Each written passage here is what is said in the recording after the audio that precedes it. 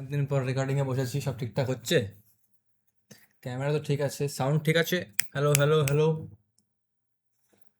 যা আছে ঠিক আছে ভাই। নতুন সেট আপ এইটা, কারণ চেয়ারে বসে আর রেকর্ডিং করতে ভালো লাগে না। মেন কথা হচ্ছে আমার ক্যামেরা স্ট্যান্ডটাই খারাপ হয়ে গেছে, সো চেয়ারের পর রেখে কাজ করছি, বর্তমানে রেকর্ড করছি। ঠিক আছে, সো আজকে আমরা কথা বলবো হচ্ছে রামায়ণ মুভিটা নিয়ে, যেটা নিয়ে লাস্ট 6 মাস 1 বছর ধরে খুব হাইপ চলছে, এবং গ্লিমসের পর থেকে হেড শুরু হয়ে গেছিল এবং এখনও সেই হেডটা কন্টিনিউ আছে।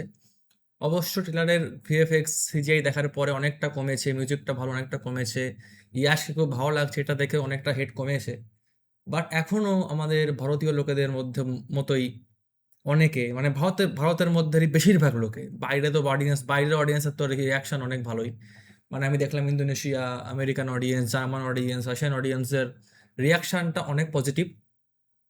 নেগেটিভ হচ্ছে শুধুমাত্র আমাদেরই, এবং এর কারণটা না যে আমরা ইন্ডিয়ান, আমরা ভালো দেখতে পাই না, এটা ফালতু কথা। রিজনটা হচ্ছে আমরা এর সঙ্গে অনেকটা বেশি কানেক্টেড।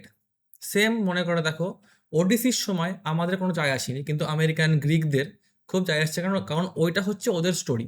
সেম রামায়ণ হচ্ছে আমাদের স্টোরি বলে আমাদের এটা বেশি গায়ে লাগছে যে এইটা এরম কেন, ওইটা এরম কেন, মানে আমরা বেশি ইমোশনালি কানেক্টেড, এক কথাই বলতে পারো।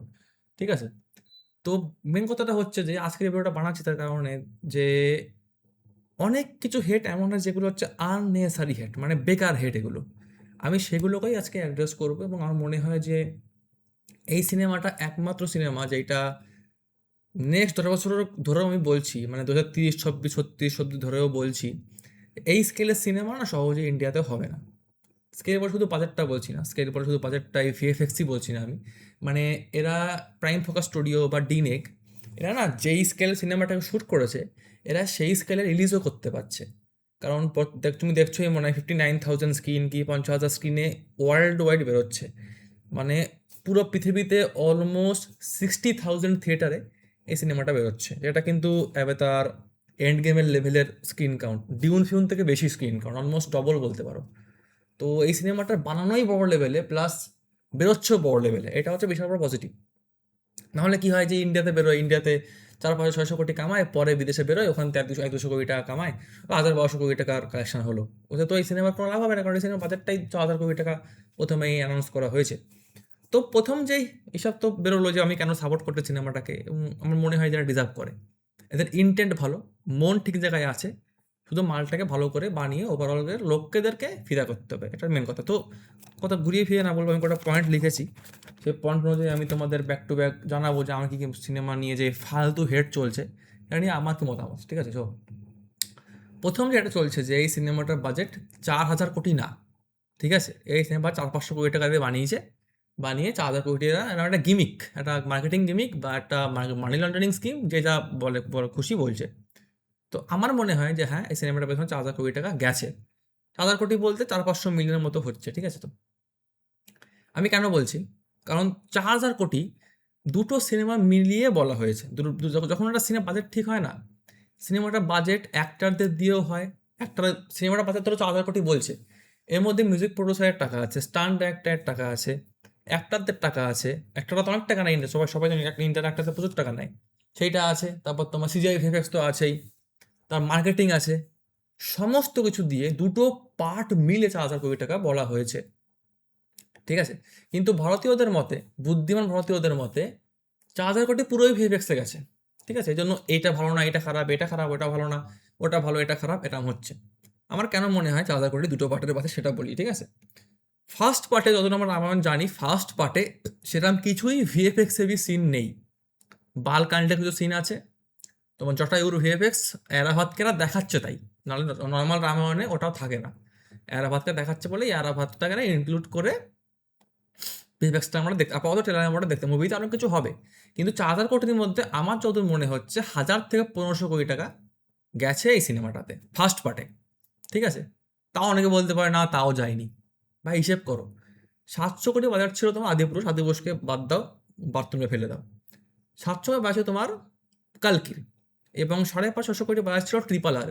দুটো সিনেমাতে এমন একটা সিন নেই যেটা তুমি দেখে বলতে পারে ফটো রিয়েলিস্টিক, মানে একদমই রিয়েল। ঠিক আছে, কালকির প্রতিটা সিনে যে ব্যাকগ্রাউন্ড থাকে না, তো ব্যাকগ্রাউন্ডে ফোকাস করবে প্রকাশকে ছেড়ে, যে কটা ব্যাকগ্রাউন্ড আছে অ্যাপোকালিপটিক ওয়ার্ল্ডে, জাস্ট ব্লার ব্লার এবং ধুলো। ঠিক আছে, কালকির মহাভারতের সিনগুলো দেখতে খুব ভালো লাগে, কিন্তু তুমি যদি নিট পিকিং করো, যেরকম লোকে এইটাকে নিট পিকিং করছে, মহাভারতের ঘোড়াগুলোর তুমি ভিএফএক্স দেখবে খুবই বাজে।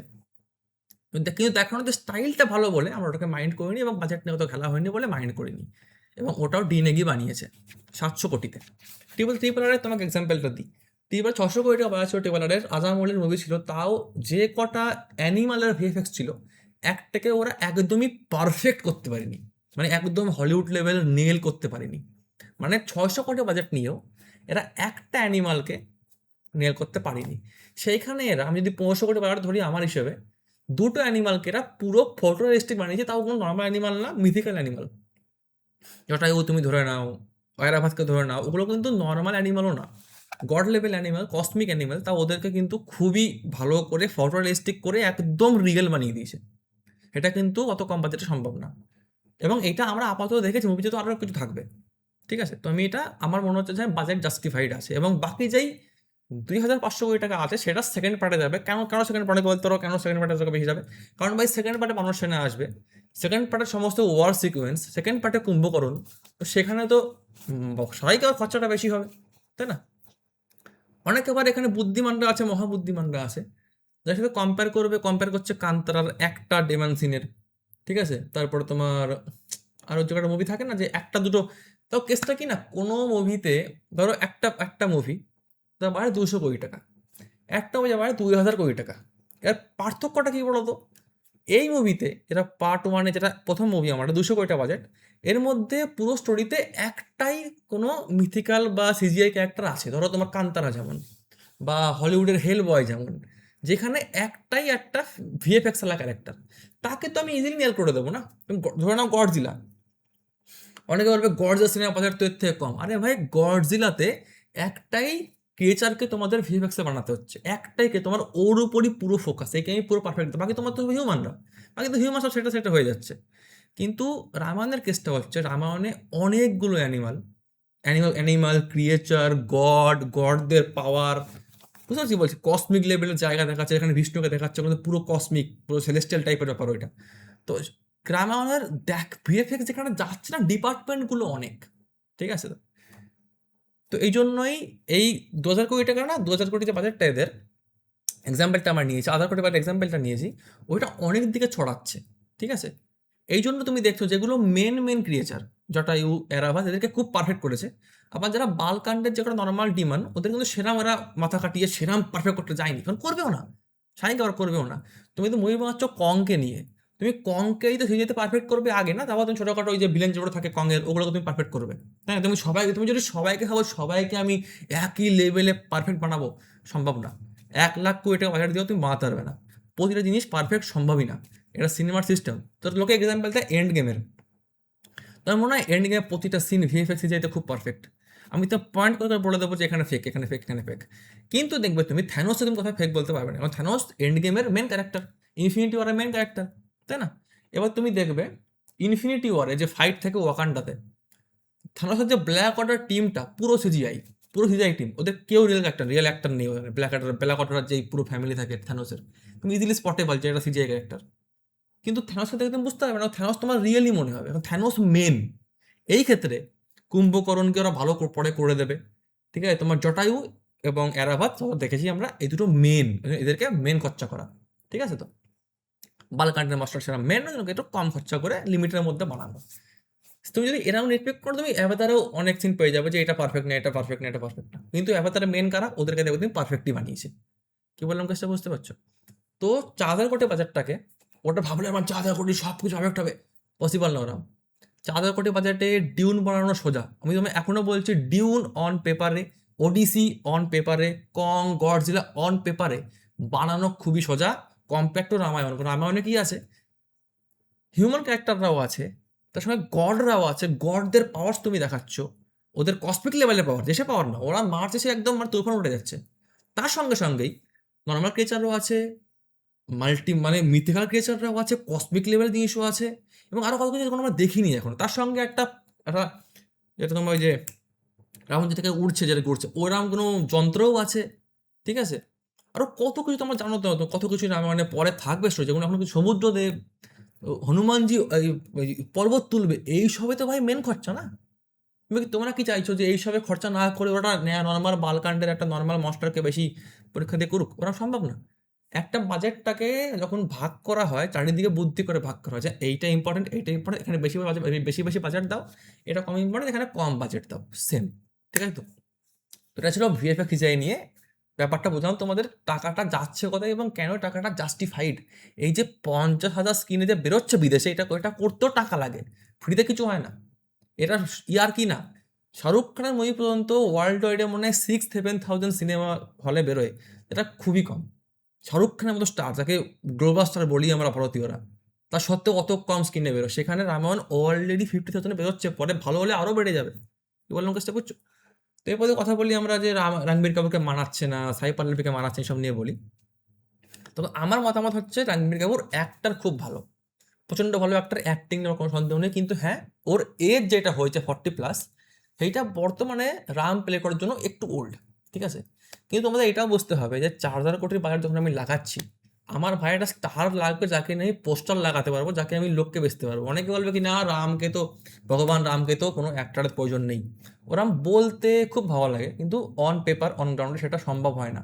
ঠিক আছে, প্রতি বছর ভগবানদের নিয়ে, মিথোলজি নিয়ে বা তুমি হিস্ট্রি বলো, যা বলো, অনেক সিনেমা বেরোয়, অনেক সিনেমা বেরোয়। ঠিক আছে তো? সবকটা হিট যায়? যায় না। লাস্ট তুমি বলো, লাস্ট মিথোলজিক্যাল মুভি বা রিলিজিয়াস মুভি কোনটা সুপার হিট আছে? কালকে আছে কালকি, কালকিতেও প্রভাস ছিল। প্রভাসটা কালকে অত বড় ওপেনিংই পেত না। কালকির ফার্স্ট হাফটা একেবারে আটার গার্বেজ, সত্ত্বেও লোকে সহ্য করেছে কেন? প্রভাস ছিল। বুঝতে পারছি কি বলেছি? এইভাবে রণবীর কাপুরকে নিয়ে আসার অপশন নেই। তুমি ইন্ডিয়াতে কটা একটা আছে যে রামকে প্লে করতে পারবে? কখন প্লে করতে কটা একটা আছে? রণবীর কাপুর, রণবীর সিং, মহেশ বাবু, হাতে গোনা 5টা। অনেকে বলবে যে না, রামচরণকে শেপ করলে গান্ডু মনে হয় ভাই। ঠিক আছে, অনেকে বলছে এনটিআর কে রাবণ করে দাও। এনটিআর হাইটই নেই হতো। এনটিআর একটা হাইট, একটা অরা লাগে না, একটা সাইজ বড় লাগবে না? ইয়াশ কেনার রিজনটা কি? ইয়াশ অলমোস্ট রণবীর কাপুরের হাইটে, প্লাস ইয়াশের সাইজটা বাল্কি বেশি, দাড়ি আছে, প্লাস ওটা ভিলেনিয়াস লুক ওর, ওই জন্য ইয়াশকে নিয়ে। তো কাস্টিং নিয়ে আমি ডাউট করছি না। এবং সাইফ আলী খানের রিজন অনেক কিছু। তোমার একটা বুঝছো না, যদি আলিয়া ভাটকে নিয়ে হয় বা কোনো এল স্টার, দীপিকা, শ্রদ্ধা, এদের কাউকে নিয়ে হয় বা সাউথ থেকেও নিয়ে হয়, ওদের যে 5টা প্রজেক্টগুলো আছে, ধর কোনো বিকিনি সিন করেছে, কিসিং সিন করেছে, সেগুলো নিয়ে লোকে কন্ট্রোভার্সি বানিয়ে দেবে। এই লড়া একে তো আগে কিস করেছে, কেন সীতা মাতে মানতে পারবো না আমরা। ওই জন্য এমন একটা সিনেসে তাকে একদমই লোকে পিওর চোখে দেখে, জাস্টিফাইড। তো আমার এগুলো বলা ছিল বলে আমি বলছি। ঠিক আছে তো? অনেক অনেক কেউ কোনো রিভিউয়াররাই বলছেন এসব কথা, সব ওই আলতু ফালতু নিয়ে পড়ে রয়েছে, ফালতু কথা। হ্যান্স জিমার এয়ার মিউজিক নিয়ে কথা বলছে কেউ? কেউ বলছে না। সিনেমাটোগ্রাফিটা করার জায়গায় একটু খারাপ হয়, যা কথা বলো সেগুলো কথা বলছে? কথা বলছে না কেউ। শুধু লেওড়া 4,000 কোটি বাজেট, এ লাগবে, ও লাগবে, এ লাগবে। আরে ভাই মাথা কাটাও, সেকেন্ড পার্টে মালপত্র বেশি, সেকেন্ড পার্টে খাটাচ্ছে বেশি এরা। এই এরাভাতকে যা বানিয়েছে, এরম তুমি দেখেছো কোনো ইন্ডিয়ান সিনেমাতে একটা সিন এরম লেভেলে ফটোরিয়ালিস্টিক?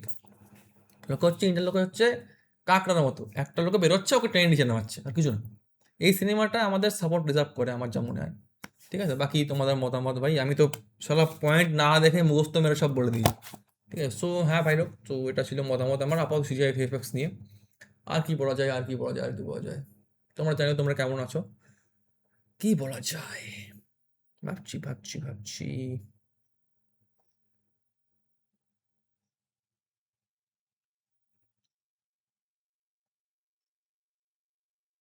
ও, অনেকে বলছে যে এতে প্র্যাকটিক্যাল ইফেক্টস কম আছে, সব সিজিআই ভিএফএক্সে বানিয়েছে। তোমাদের প্র্যাকটিক্যাল ইফেক্টস বেশি করলে জিনিসটা বেশি ভালো হতো। এবং এটা ঠিক আছে, এটা পয়েন্ট ঠিক আছে। কিন্তু এখন না, একটা নোলানের জন্য একটা মার্কেটে কথা চলে এসছে যে প্র্যাকটিক্যাল ইফেক্টস ইউজ করা মানে এরা হচ্ছে মন দিয়ে বানিয়েছে, এরা হার্ড ওয়ার্কিং। সিজিআই ইফেক্টস করা মানে এরা খাটিনি। এই গান্ডু ভিএফএক্স আর্টিস্টটা খাটছে না, সিজিআই আর্টিস্টটা খাটছে না, ডাইরেক্টর আর দুটো অ্যানিমেট্রনিক্স দিয়ে একটা মস্টার বানিয়ে দিয়েছো, রিয়েলে ওটা কি খাটনি হয়ে গেল শুধু, একদম। সিজিআই আর্টিস্টটা, ভিএফএক্স আর্টিস্টটা, এইটা এটা খাটছে না, এটা ফালতু কথা। ঠিক আছে, হ্যাঁ এইটা বলতে পারো যে রিয়েল লোকেশনে যেগুলো কুটিরের সিন, ওগুলো করলে বেটার হতো। বা রিয়েল লোকেশনে তোমার দেবলোক বানাবে ই করে, নরক বানাবে ই করে, তোমার সেটাই বানাতে হবে। লোকেরটা না বিষয়টা কি একটা ফালতু একটা স্টোরি বানিয়ে দিয়েছে, যে ভিএফএক্স ইউজ করা খারাপ, সব রিয়েল লোকেশনে করতে, ফালতু কথা এগুলো। ওই যে ওই ত্রেতা যুগের জঙ্গল দেখানো সহজ না, এখন আমাদের কোথায় আছে ওরকম জঙ্গল?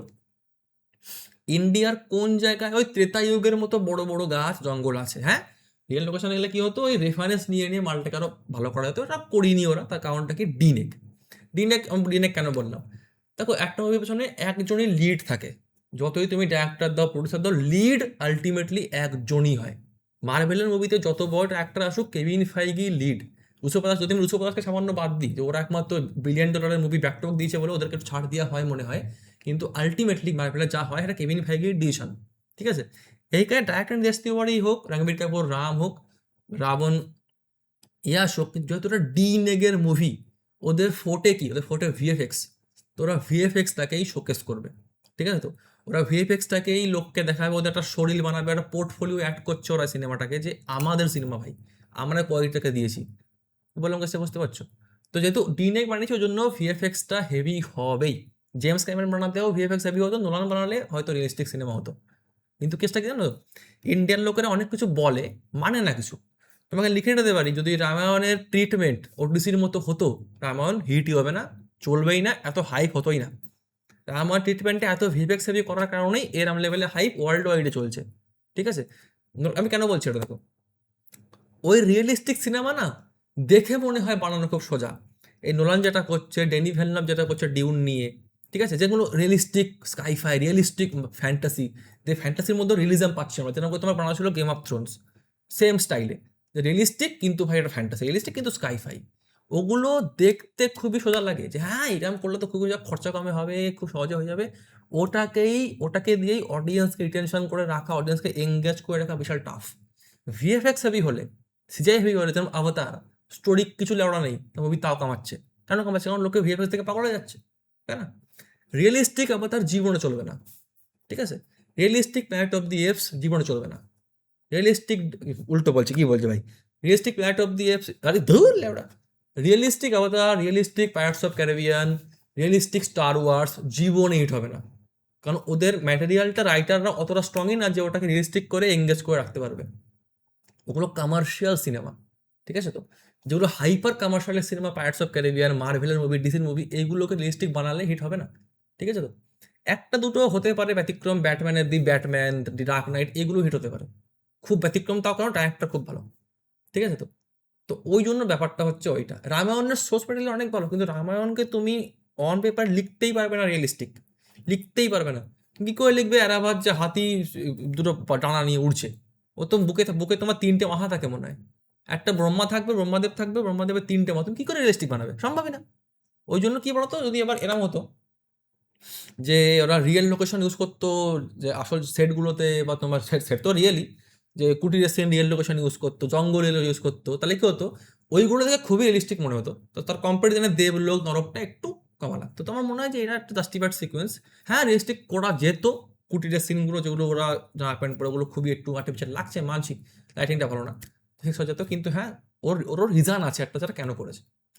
বাকি হ্যাঁ বন্ধুরা, আপনাদেরকে মতামত তোমরা জানিও, আমি নোটবুক ছাড়াই পুরো বলে দিলাম একা। তো হ্যাঁ, আজকের মতো এটুকুই। আমি এরম মাঝে মাঝে কিছু একটা চেষ্টা করবো বকবক করার, অবশ্য সময় হয় না, চেষ্টা করছি তাও। তো হ্যাঁ, আশা করি তোমরা ভালো আছো। আমি 6 মাস পর আবার ভিডিও বানাচ্ছি, আবার মনে হয় 6 মাস পরে আসবো কি 1 মাস পর আসবো, ঠিক নেই, কিন্তু আসবো।